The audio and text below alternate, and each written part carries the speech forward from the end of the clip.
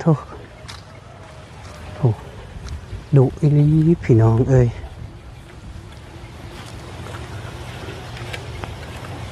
สบายดีเด้อ เฮ็ดหยังกันน่ะล่ะเสียหญ้าโถหญ้าอีหยังอันนี้เป็นตาย้านแท้เลยเบิ่งพี่น้องเอ้ยเบาแก้วสิเสียหญ้าซอยน้องก็เสียเป็นนะพี่น้องเอ้ยฮะหยวกเลยซอเอ้ย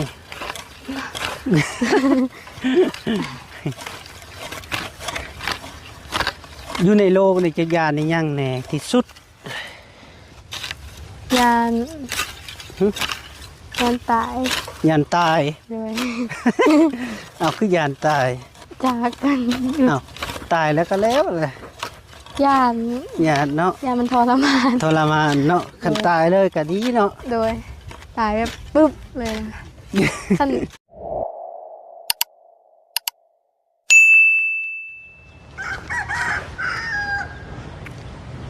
เอาพี่น้องไอ้เนาะขาบทักทายสบายดีและสวัสดีส่วงบรรยากาศ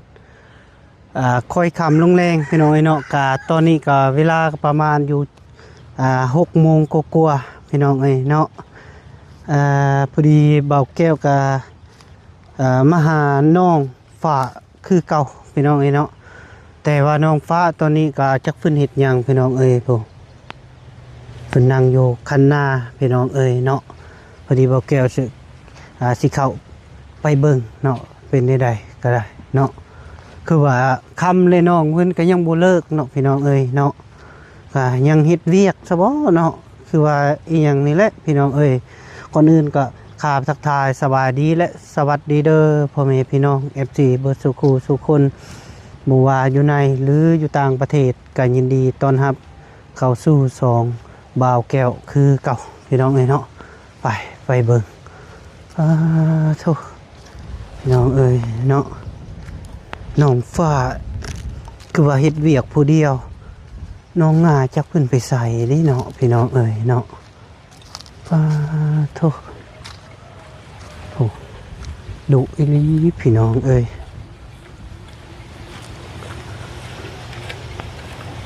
สบายดีเด้อ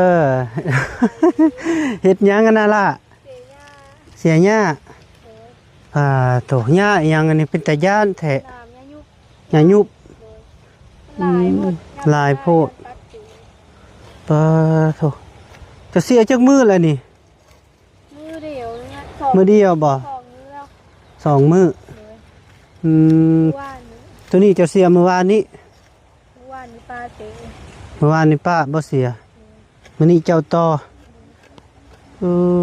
โธ่พี่น้องเอ้ยหญ้ายุบเคยเห็นบ่โอ้เป็นตาย้านโอ้หกอีหลีจะมาเสียที่โดนละบ่โดนอยู่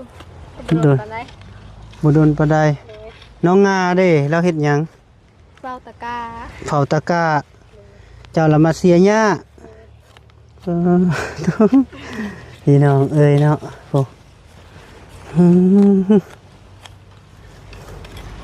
ต้องได้แบ่งเฮ็ดเวียกเนาะผู้หนึงเฮ็ดเดี๋ยวนึงผู้หนึงเฮ็ดเดี๋ยวนึงพี่น้องเอ้ยเนาะแต่ว่าน้องเพิ่นนี่ก็รู้จักการแบ่งเวียกแบ่งงานพี่น้องเอ้ยเนาะผู้หนึงอยู่เผาตะกะผู้หนึงต้องมาเฮ็ดเวียกพี่น้องเอ้ยเนาะเอาใหม่นี่พี่น้องเอ้ยจะได้บอกเกี่ยวบ่ได้ซื้อในวานเนี่ยวันๆส้มมาให้น้องกินพี่น้องเอ้ยเนาะก็เป็นหยังมื้อหน้าสะก่อนพี่น้องเอ้ยเนาะมีไผได้มาหาเจ้ามื้อนี้มีไอ้เบาเหย้าแล้วก็ไอ้นิ้วโอ้เบายาวและเบานิ้วโดยพี่น้องเอ้ยเนาะกะบาไปเลยนี่แหละบอกสร้างครอบครัวบ่สร้างฮะเห็นเวียกผู้เดียวเห็นบ่สร้างครอบครัวแห่งนักกว่านี้ฮะว่าเป็นยังสร้างครอบครัวหนักกว่านี้หลายอย่างเลยหลายอย่างเป็นยังคือหลายอย่างโอ้โห เนาะพี่น้องเอ้ยเพิ่นว่าคันสร้างครอบครัวอย่าหนักกว่านี้เออโดยเบิ่งพี่น้องเอ้ยเบาแก้วสิเสียหญ้าซอยน้องก่อนพี่น้องเอ้ยเนาะก็เบาแก้วมาก็ต้องได้ซอยน้องก่อน บ่เมื่อย เล็ บ่ กเลยหน่อยเมื่อยก็อดเอาซอยเสียน้ำกันพี่น้องเอ้ยเบิ่งอย่ายุบคันบ่เสียเป็นหยังนี่ มันเป็นย่ามดำหน้าแล้วมันสิปักตีน โอ้ เสแล้วก็จูด เจอแล้วก็จูด โดย ย่ามันดำหน้าเลยย่านมันสิปัก โดย อืม ย่านดำหน้าบ่ได้ดอกคัน บ่ คันบ่สิได้ เสียก็เสียให้หน้าตีไปสิเสียคันมันนี่ เอ้ากะคันมันนี่แหละ โอ้เวลาเฮาย่างไปย่างมา โดย อยู่ให้หน้ามันบ่ค่อยมีปานใด เด้อโตพี่น้องเอ้ยไม่ได้ปลูกมักแตงบ่ ปลูกอยู่ ปลูกอยู่ ตะกร้าอยู่ อยู่ตะกะ โดยปลูกอยู่มันบ่เป็น เป็นหยังคือบ่เป็นบ่มีน้ำบ่ มีคันโหดมัน อืมโอ้บ่แก้วเสียเป็นนะพี่น้องเอ้ยฮะหยวกเลยซอเอ้ย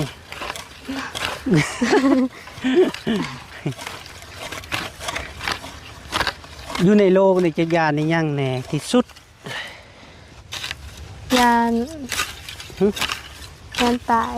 ยานตาย โดย เอาคือยานตาย จากกัน เอาตายแล้วก็แล้วเลย ยาน ยานเนาะ ยานมันทรมาน ทรมานเนาะคันตายเลยก็ดีเนาะ โดยตายแบบปึ๊บเลยนะท่าน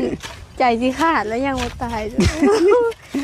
ยากเนาะยากผู้เบิ่งเนาะ โดย ยานตายเห็นว่าจะแม่นคุมเนาะเด้ยพี่น้องเอ้ยแนวอื่นน่ะบ่ยาน ยานอยู่ น่าก็เดียวว่ายาน ยาน นี่ ตายยานสุดเลยยานตาย ยานตายยานสุดเนาะ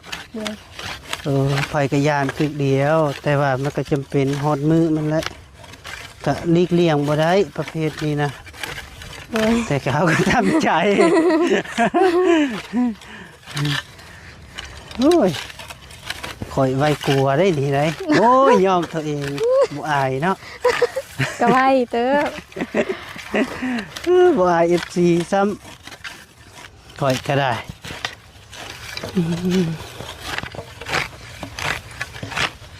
ผู้แดดไอ้ แดดเนาะ โดย นี่แหละชีวิตชาวนา ต้องหากินตามคันนาเนี่ยแหละ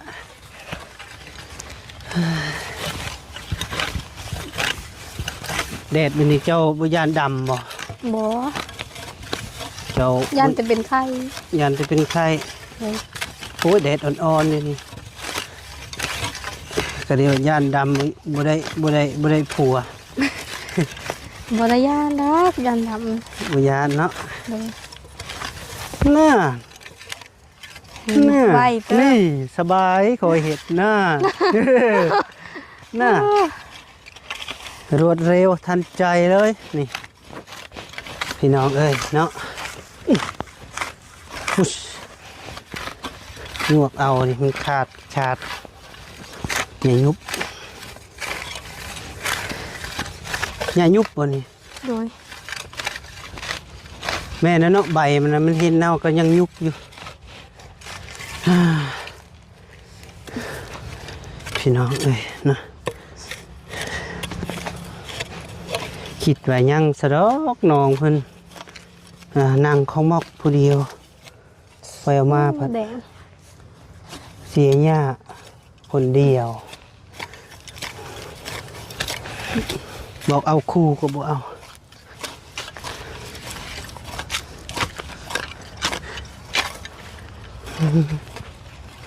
น้องงานี่เฮ็ดเนี่ยเผาตะกร้าเนาะ โดย ถักอยู่น้องงาเผาตะกร้า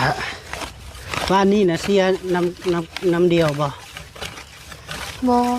ว่านี้จะเฮาลูกยาสวนมะพร้าวสวนมะแตง โอ้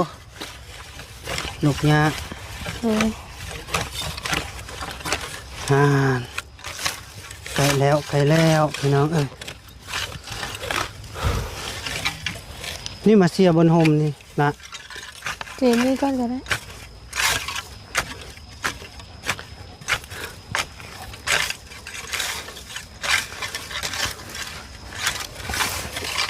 ต้องมีจกเนาะคักนี่ โดย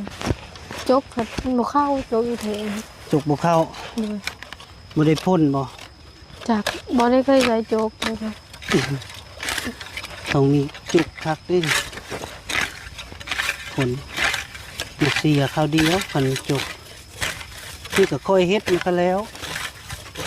อย่ายุบโว้ยเนาะ โดยคันบ่เฮ็ดแบบตู้ยามลำหน้ายางจนบ่อยากได้ อันนี้ได้ ทั้งกระโดดทั้งกระดองไป ใส่เกิบเอ้ย ใส่เกิดแบบมันพาราดตกเลย คักแล้วเนาะมันใส่เกิบ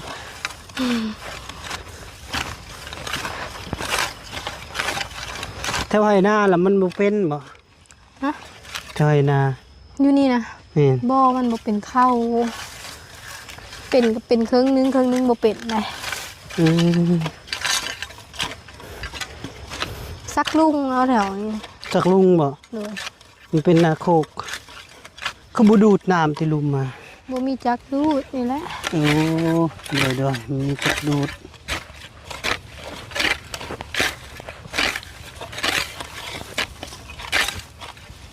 แห้งไว้พร้อมฝนตกบ่ได้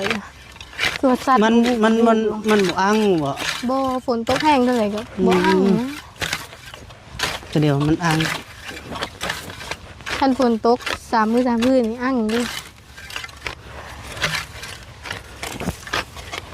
อั้งแล้วก็มันก็แห้งคือเก่า อืมแข็งเนาะหนานี่เนาะ เลย เป็นดินทรายพี่น้อง เป็นจะให้มื้อละซักลุงแล้วก็ อืม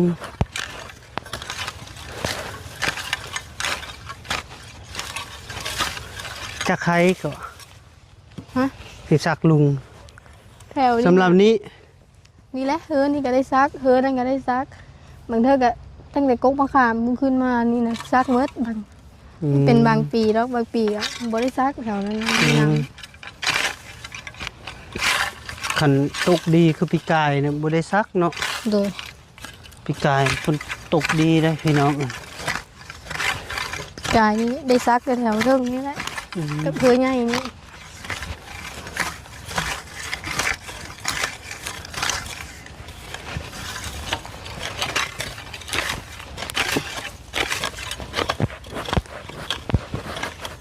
หนังสะก่อนพี่น้องเอ้ยเฮ็ดงานนี้ต้องได้นั่ง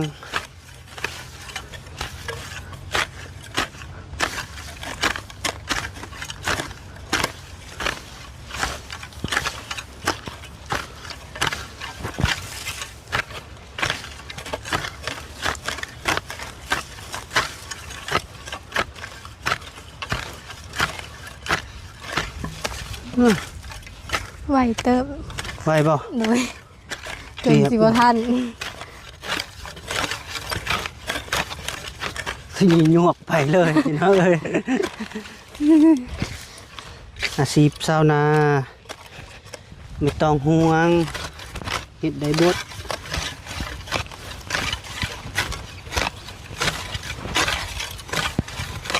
มื้อนี้วันศีลเนาะมื้อนี้ หึ ว่ามื้อนี้วันศีลที่ มันสิ้นบ่ โดย เอาเลย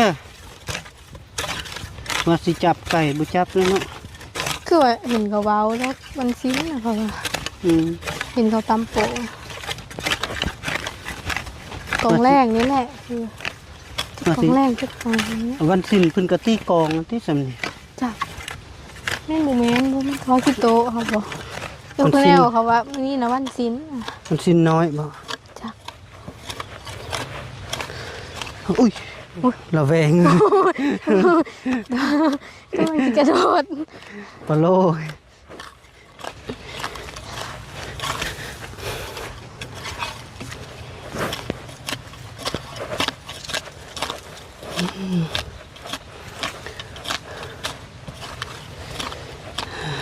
ตัว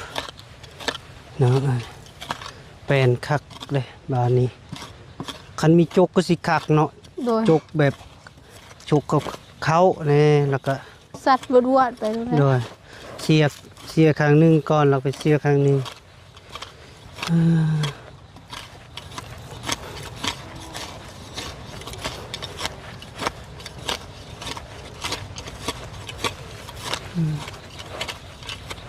ไปเสียแบบนี้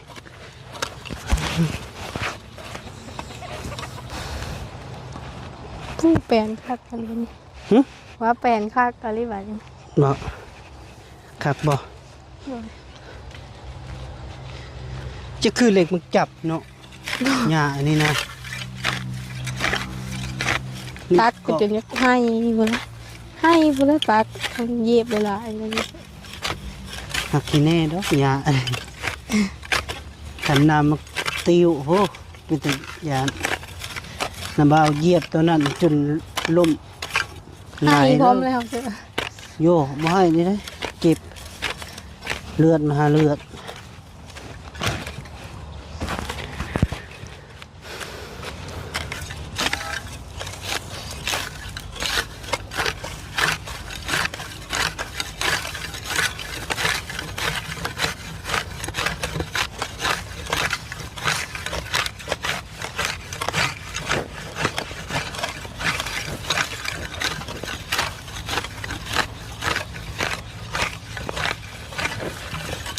เบานิ้วเมื่อจักโมง 4 โมงบ่หรือ3 โมงและซุมเฮาลงไปติดปลา ได้ปะ ได้ปลาคอตัวเดียว ปลาค ส่ว อน ที่เหลือเราได้แต่ปีก มีปิ้งปะ โดย ลายปะ หลายได้เป็น2ตัวนอกเห็นเอาขึ้นมาคานะ ลายหักซองโต แล้วตัวที่มันจับบ่ได้หลาย ตัวที่เอาขึ้นมาได้นะ2ตัว ปลาดุกนะ ไม่ถึงปีกนะ ปิ้งปะ ปลาแล้วได้ตัวเดียว ปิ้งมันถือแห่ปะ มีแต่ตัวซ้ำนิ้วโป้นิ้วโป้น มันถือแห่ปะ ตัวทำอิฐน่ะ มันบ่ได้ทึกแหมันไหลมันแล่นไปจับบางแว่นน่ะมันจับขึ้นมาเลย โอ้ มันแล่นทบมัน กันยานไอ้นิ้วบ่ไอ้นิ้ว ก้อยแห่งย่านและประเภท ไอ้นิ้วก็จนห้องโก ปิ้ง โกกไอ้นิ้วแล้วเป็นคนเห็นโพงแล้วก็กระแลนขึ้นมาบอกให้ไว้ทิมหมดแห่ เบาแน่นบ่ โดย เราบ่ย่านบ่ บ่ พอตก ย่านกับย่านแต่ตอนมันบ่จับ มันจับแล้วเราก็บ่ย่านนะ เออ ตอนแรกนะมันต้องลอยอยู่ในน้ำอยู่จับขึ้นมาเลยหึเฮาก็แลนไปแล้วเฮาก็ บ่ จับกล้องแลนเลย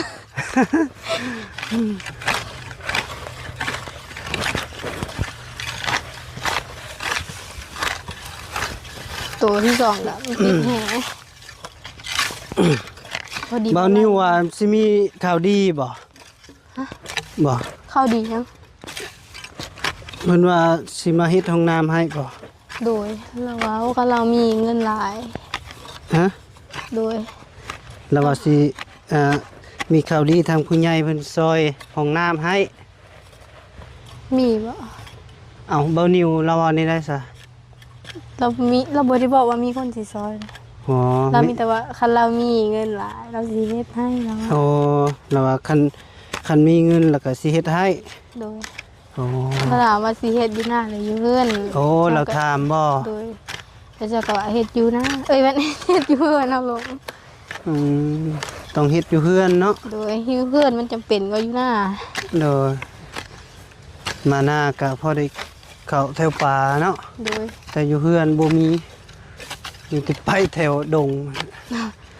เอาแต่ละเทื่อได้ซะที่เจ้าเข้าอยู่ไสซะ บางเทื่อก็ขอหมู่เข้า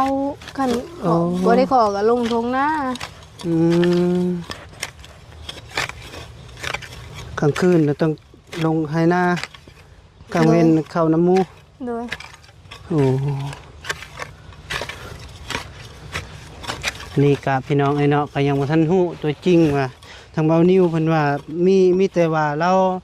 ราถามน้องเพิ่นพี่น้องไอ้เนาะว่าห้องน้ำน่ะสิเฮ็ดอยู่หน้าหรืออยู่เฮือน ประมาณนั้นแหละพี่น้องไอ้เนาะแต่น้องๆเพิ่นว่าเฮ็ดอยู่เฮือนพี่น้องเอ้ยเพราะว่าก็ลำบากอยู่เฮือนเนาะกลางคืนกี่แน่พี่น้องเอ้ยแต่กลางเว้นตี้บ่มีบ่อนสิเขา ก็สิไปเข้าอยู่ไสวินคือ มีแต่คนเนาะ โดย ต่อไปมีแต่คนดำนา จักสิเล่นเท่าใดเนาะ โดย เออ อดเอาแล้ว อดเนาะ โดย ลำบาก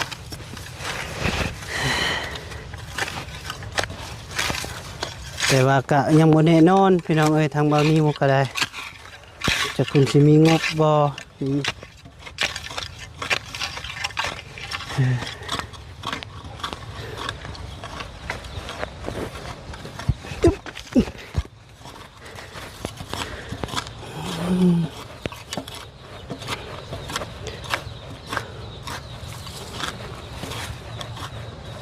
ก็ต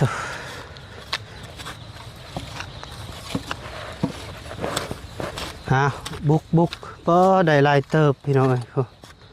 น้องเพิ่นเสีย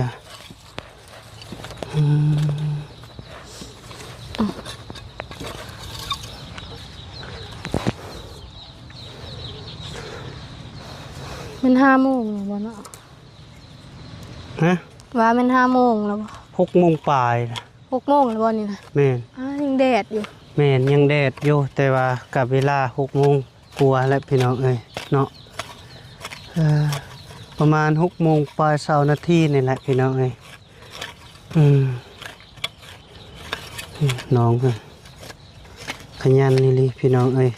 แต่เพิ่นก็ฮู้จักแบ่งเวียดให้เอื้อยเผาตะกร้าเราก็มาเสียหญ้าเพื่อสิแล้วพี่น้องเอ้ยยังลายไฮอยู่ยังลายคันอยู่มีแต่หญ้ายุบปุ๊ เต็มเลยอย่างนี้ เต็มเลยปุ๊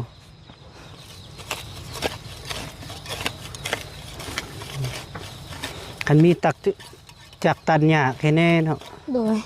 ตัดก็ยักยากคือกันนั่นแหละ พอดีจักตัดหญ้าเพ่เลย อันที่ตัดจำก็มีแต่ตัดเอ็นเอาเอ็นมาตัดก็ได้ทางมันปลอดภัยแน่คันตัดเอ็นมันตัดใบนะโอ้ยตาลายนะถือขี้หินถือขี้ กระจายใส่เตาของแล้ว เนี่ยใบมันหักมันปิวโอ้ยพี่น้องเอ้ยระมัดระวังหน่อย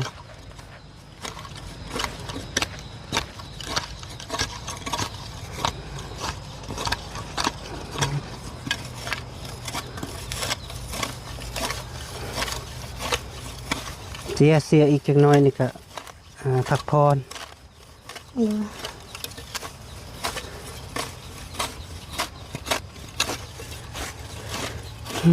เมื่อยบ่ บ่มื้อปานใด บ่เมื่อยเป็นได ก็มันร้อนนี่แหละ มันฮ้อน6 โมงก็กลัวก็ยังฮ้อนอยู่พี่น้องเอ้ย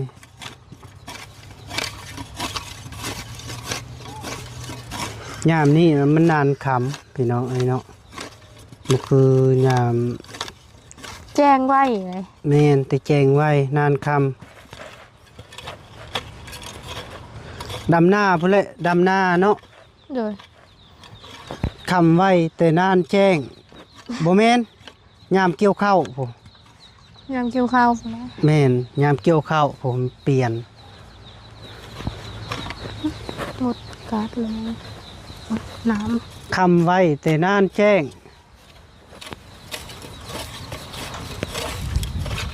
โอ้ยมีแหงเด้พี่โม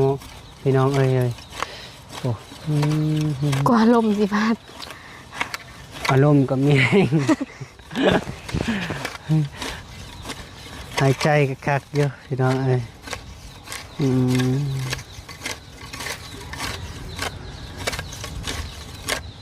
เอาพี่น้องไอ้เนาะพอดีมาพอดีมาเจอน้องเพิ่นเสียหญ้าพี่น้องเอ้ยโอ้บอกแก้วก็ซอยหน่อยนึงเพิ่นก็ถือเสียม2 ดวงพี่น้องเอ้ยเนาะโอ้ยขยันนี่ลิพี่น้องเอ้ยเนาะแต่ก็คุยเรื่องห้องน้ำพี่น้องเอ้ยเรื่องห้องน้ำนี่ก็เพิ่นทางเบานิ้วคือว่าแหละเราถามอยู่ว่าถามน้องเพิ่นว่าสิเฮ็ดอยู่หน้าหรืออยู่เฮือนพี่น้องเอ้ยก็บ่ฮู้ว่าเบานิ้วสิมีงบหรือบ่ยังบ่ฮู้เนาะรอลุ้นนำกันเด้อพ่อแม่พี่น้องมาสุขสุขคนมีแต่รอลุ้นนำกันนี่ยังกะถึงคอยว่ากันเด้อพ่อแม่พี่น้องคลิปนี้เบาแก้วกามลาก่อนเด้อขออยู่ดีมีแห้งโด ส ย บายดี สบายดีคือกัน ดีมีแห้งเด้อสุขภาพแข็งอย่าเจ็บอย่าจนอย่าขาดอย่าสูญโศกมาร่ำรวยมาสุขสุขคนโดย